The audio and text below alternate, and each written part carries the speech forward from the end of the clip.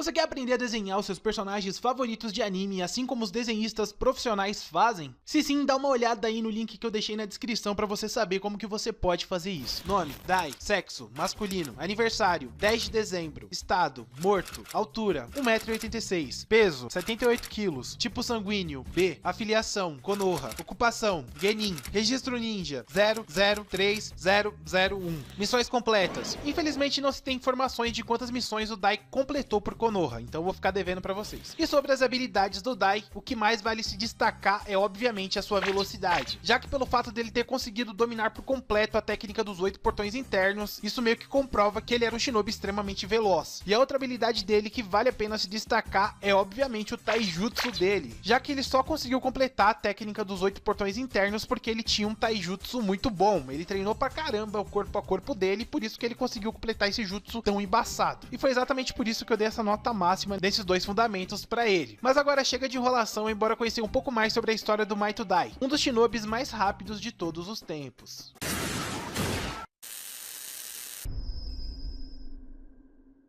Might Dai foi um shinobi especialista em taijutsu da Vila da Folha, e ele foi o primeiro da história que conseguiu se formar na Academia Ninja sem saber utilizar ninjutsu e nem genjutsu. Ele foi o precursor disto. Graças ao Dai, muitos outros tiveram a chance de se tornar shinobis, mesmo sem saber utilizar esses dois fundamentos. E ele provavelmente conseguiu isto, pois o Hiruzen valorizava muito os esforços de seus subordinados, e o Sandai respeitava a coragem do Dai em querer lutar por Konoha apenas usando corpo a corpo. Ele amava tanto a Vila da Folha que ele estava disposto a lutar apenas usando seu taijutsu, e isso com certeza chamava a atenção do Hiruzen. Isto meio que mostra de qual geração o Dai fazia parte. No caso, ele é da mesma geração do Jiraiya, da Tsunade e do Orochi. Isto meio que comprova que Konoha era muito bem representada nessa época.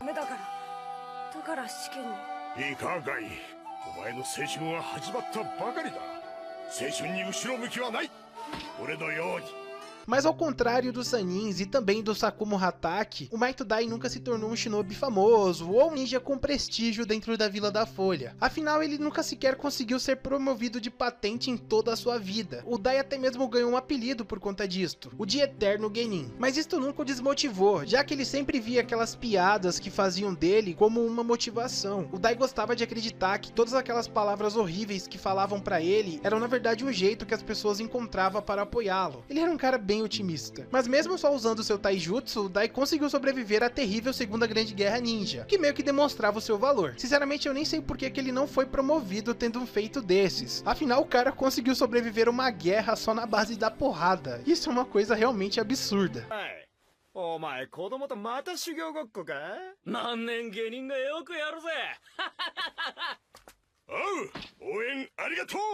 Uma coisa muito importante que eu tenho que destacar é que na época da Segunda Grande Guerra Ninja, o Dai já estava praticando a técnica dos 8 portões internos há uns 15 anos. Não sei dizer quem foi que mostrou essa habilidade pra ele, mas é bem provável que tenha sido o Hiruzen, já que o Sandai me acreditava no potencial do Eterno Genin. E provavelmente o Dai neste período já conseguia abrir pelo menos 5 portões internos, já que se pegarmos o Lee para comparar com o Dai, a gente vai ver que ele demorou cerca de 1 ano para conseguir abrir 5 portões internos. Então dá sim para afirmar que pelo menos 5 portões internos o Dai conseguia abrir sim. E isso meio que deixava o Eterno Genin consideravelmente poderoso, pois usando 5 portões internos já dá para se fazer um baita estrago.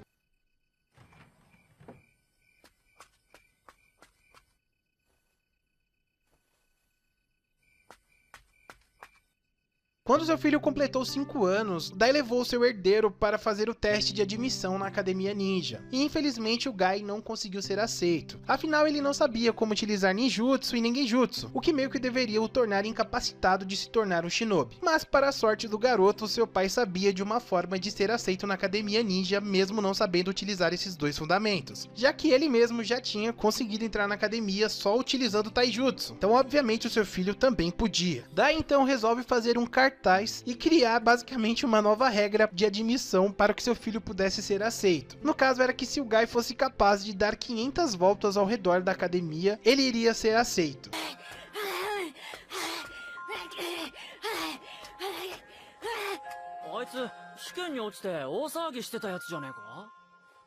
Infelizmente, o garoto não conseguiu chegar nem perto de cumprir esse desafio, já que era extremamente complicado para uma criança completar uma tarefa que exigia tanto do seu físico. Porém, mesmo não conseguindo completar esse desafio, o Guy foi sim colocado na segunda chamada da Academia Ninja. E isto só ocorreu porque o Hiruzen viu que o garoto estava se esforçando muito. E por mais que ele não tivesse completado essa tarefa, o jovem estava se esforçando, e para o Sandaime isso bastava. Então, como premiação, o Hiruzen colocou o garoto na segunda chamada da Academia Ninja.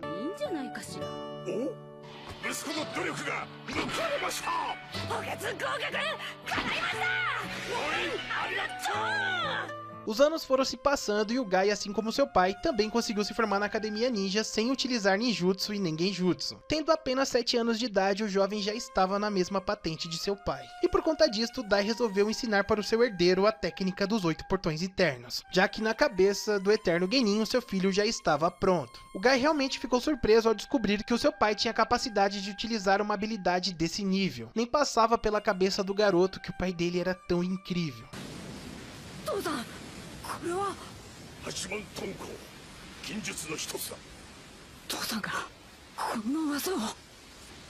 O Dai demorou cerca de 20 anos para dominar por completo essa técnica. Foi extremamente difícil para ele conseguir fazer isto. Afinal, ele não teve um tutor para ele mostrar os macetes e também os atalhos desse jutsu. Ele teve que aprender tudo na raça, sozinho. E por isso que demorou tanto tempo. Mas o seu filho não teria que passar pelos mesmos problemas que ele passou. O Eterno Genin, após isto, distribuiu todo o seu conhecimento sobre os 8 portões internos para o seu garoto e apenas pediu para que seu filho seguisse uma regra, que no caso era a própria regra que ele criasse.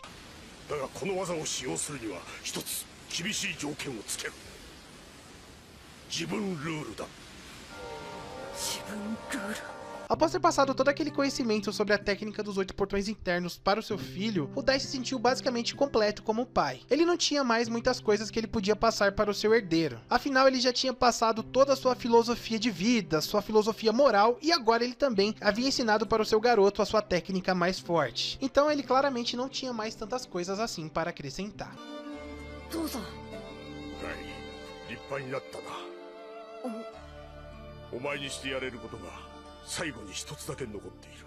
Ah, e uma coisa muito interessante que eu tava esquecendo de falar, que aconteceu nesse período, é que pelo menos no anime, o Guy ficou evitando o pai dele por ter vergonha do mesmo. O garoto não suportava o fato do Dai ter mais de 35 anos e ainda ficar executando missões idiotas. Nessa época, o Guy ainda não sabia das reais motivações de seu pai. No caso que o Dai só usava o poder dele para proteger aqueles que ele ama. Ele não queria usar a força tremenda que ele tinha só para se amostrar. Mas engraçado é que o garoto não precisava ficar com vergonha do pai dele ou achar ele fraco, porque o Dai nessa época tinha um nível de poder bem próximo com aquele que o Guy tinha no Naruto Shippuden. Então ele obviamente não era fraco, ele era na verdade um dos mais fortes da Vila da Folha. As aparências realmente enganam.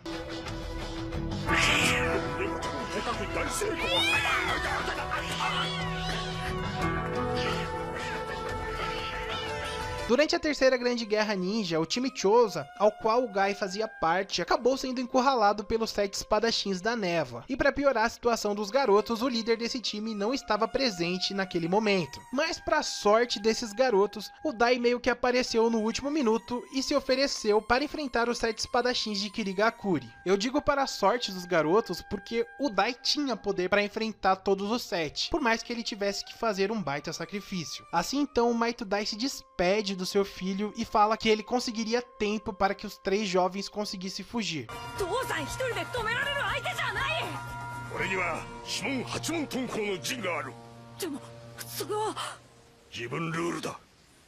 Infelizmente não se tem informações de como foi a luta ou se tem imagens de como foi esse evento, mas segundo as palavras do Juzo Biawa, o Might Dai destroçou mais da metade dos 7 espadachins. Apenas 3 dentre os 7 conseguiram sair com vida, e provavelmente eles só saíram com vidas porque eles fugiram. E os 3, a título de curiosidade, é o próprio Juzo Biawa, que entrou na Akatsuki alguns anos depois, o Raiga, que é um personagem que aparece na história do Naruto clássico, e o Fuguki, que é o mestre do Kizami, que acabou sendo morto pelo próprio Kizami, então não tem como ele ter sido morto pelo Dai.